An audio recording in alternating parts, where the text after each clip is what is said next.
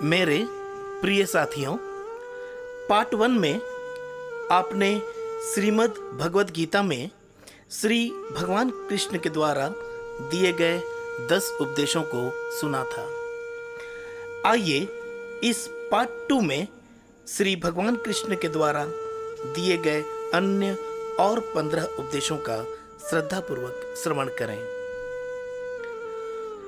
अध्याय 6 के श्लोक 6 में श्री भगवान कृष्ण कहते हैं, जिसने अपने मन को जीत लिया है उसके लिए उसका मन सर्वश्रेष्ठ मित्र है, किंतु जो अपने मन को जीत नहीं पाया उसके लिए उसका मन हमेशा उसका सबसे बड़ा शत्रु बना रहेगा। अध्याय 6 के श्लोक 26 में श्री भगवान कृष्ण कहते हैं, मन अपनी चंचलता एवं अस्थिरता के कारण जहाँ कहीं भी विचरण करता हो, मनुष्य को चाहिए कि वह अपने मन को वहाँ से खींचे और उसे अपने वश में लाए। अध्याय 16 के श्लोक 21 में श्री भगवान कृष्ण कहते हैं, नरक के 3 द्वार हैं, काम, क्रोध तथा लोभ। प्रत्येक बुद्धिमान व्यक्ति को चाहिए कि इनका त्याग कर दे, क्योंकि इनसे आत्मा का पतन होता है। अध्याय 16 के श्लोक 4 में श्री भगवान कृष्ण कहते हैं, अहंकार, घमंड, अभिमान, क्रोध, कठोरता तथा अज्ञान ये सभी राक्षसीय स्वभाव वाले व्यक्तियों के गुण हैं। अध्याय 2 के श्लोक 47 में श्री भगवान कृष्ण कहते हैं, तुम्हें अपना कर्म करने का अधिकार है, किंतु अपने कर्म के फलों के तुम अधिकारी नहीं हो। तुम न तो कभी अपने आप को अपने कर्मों के फलों का कारण मानो और न ही कभी कर्म न करने की इच्छा रखो।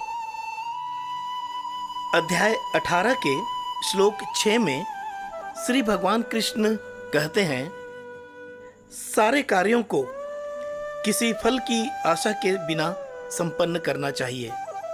अपने कार्यों को अपना कर्तव्य समझकर पूरा करना चाहिए। यही मेरा अंतिम मत है। अध्याय 6 के श्लोक 40 में श्री भगवान कृष्ण कहते हैं, कल्याण कार्यों में लगे मनुष्य का न तो इस लोक में और न ही परलोक में विनाश होता है। भलाई करने वाला कभी बुराई से पराजित नहीं होता। अध्याय 2 के श्लोक 15 में श्री भगवान कृष्ण कहते हैं, जो मनुष्य सुख तथा दुख में विचलित नहीं होता और इन दोनों ही स्थितियों में समान भाव रखता है, वह निश्चित रूप से मुक्ति के योग्य है। अध्याय 2 के श्लोक 44 में श्री भगवान कृष्ण कहते हैं, जो लोग इंद्रिय भोग तथा भौतिक ऐश्वर्य के प्रति अत्यधिक आसक्त होकर ऐसी वस्तुओं के प्रति मोहग्रस्त हो जाते हैं, उनके मनों में भगवान के प्रति भक्ति का दृढ़ निश्चय नहीं होता।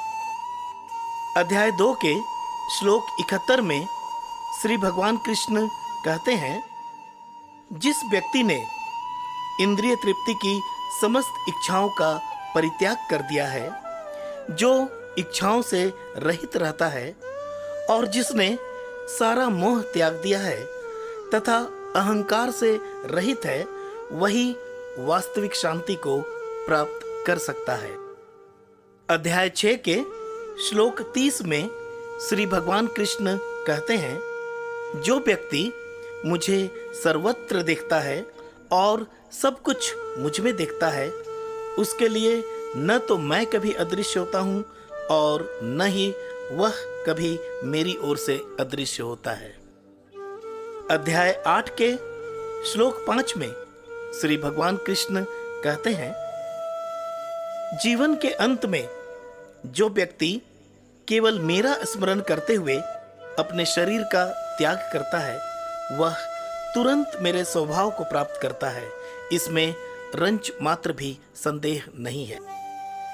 अध्याय 9 के श्लोक 11 में श्री भगवान कृष्ण कहते हैं, जब जब मैं मनुष्य के रूप में अवतार लेता हूं तब तब मूर्ख लोग मेरा उपहास करते हैं। वे मुझ परमेश्वर के दिव्य स्वभाव को नहीं जानते।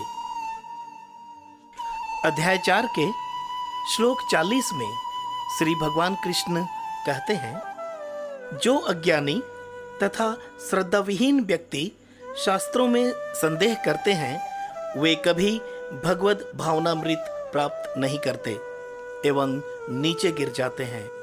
संशय रखने वाली आत्मा को न तो इस लोक में कोई सुख है और न ही परलोक में। अध्याय 18 के श्लोक 70 एवं 71 में श्री भगवान कृष्ण कहते हैं, मैं घोषणा करता हूं कि जो हमारे इस पवित्र संवाद यानी कृष्ण अर्जुन संवाद का अध्ययन करता है वह अपनी बुद्धि से मेरी पूजा करता है और जो श्रद्धा के साथ तथा द्वेष रहित होकर इसे सुनता है वह सारे पापों से मुक्त हो जाता है और शुभ लोकों को प्राप्त करता है। साथियों, इस प्रकार आपने कुल 15 उपदेश सुने। मेरे प्रिय साथियों, अंत में मैं कहना चाहूंगा कि आप निम्न मंत्र का जाप अवश्य करें। हरे कृष्ण कृष्ण कृष्ण हरे हरे, हरे राम राम राम हरे हरे।